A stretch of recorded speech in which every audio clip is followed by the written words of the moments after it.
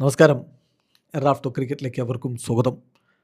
ഇന്ത്യയും അഫ്ഗാനിസ്ഥാനും തമ്മിലുള്ള ഓഫ് ടെസ്റ്റിൻ്റെ 2-ാം ദിവസത്തെ ആദ്യ സെഷൻ അവസാനിക്കുമ്പോൾ ഇന്ത്യ വളരെ ശക്തമായ നിലയിലാണ്. 6 വിക്കറ്റിന് 475 റൺസ്. ഇപ്പോൾ ക്രീസിലുള്ളത് വാഷിങ്ടൺ സുന്ദറും മനോജ് സുഥാറുമാണ്. വാഷിങ്ടൺ സുന്ദർ 14 റൺസുമായിട്ടും മനോജ് സുഥാർ 9 റൺസുമായിട്ട് നിൽക്കുന്നു.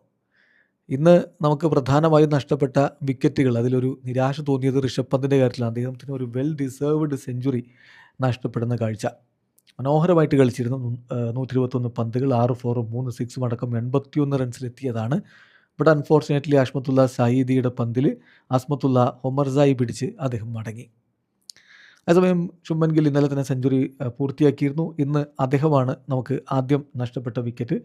ശുഭ്മൻ ഗില്ല് 177 പന്തുകളിൽ നിന്ന് 15 ഫോറും 1 സിക്സറും അടക്കം 126 റൺസാണ് അടിച്ചിരുന്നത്.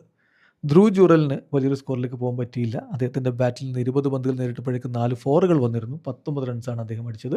മുഹമ്മദ് സലീം ബൗൾഡ് ആക്കുകയായിരുന്നു.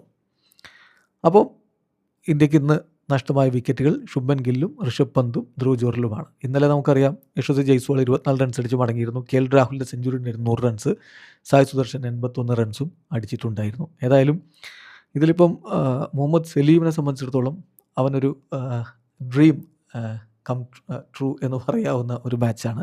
അവൻ്റെ ആദ്യ വിക്കറ്റുകൾ ഈ ടെസ്റ്റിലെടുത്തു. 20 ഓവറിൽ 109 റൺസിന് 4 വിക്കറ്റുകൾ വീഴ്ത്തിയിട്ടുണ്ട്.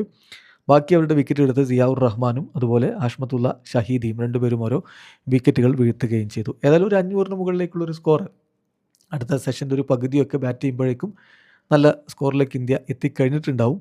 എന്തായാലും വാഷിങ്ടണും മനോജ് സുഥാറുമുള്ള ഈ കൂട്ടുകെട്ട് എത്ര ദൂരം മുന്നോട്ട് പോകുന്നു അതുവരെ ആയിരിക്കും ഇന്ത്യയുടെ ഇന്നിങ്സ് എന്നാണ് ഞാൻ പ്രതീക്ഷിക്കുന്നത്.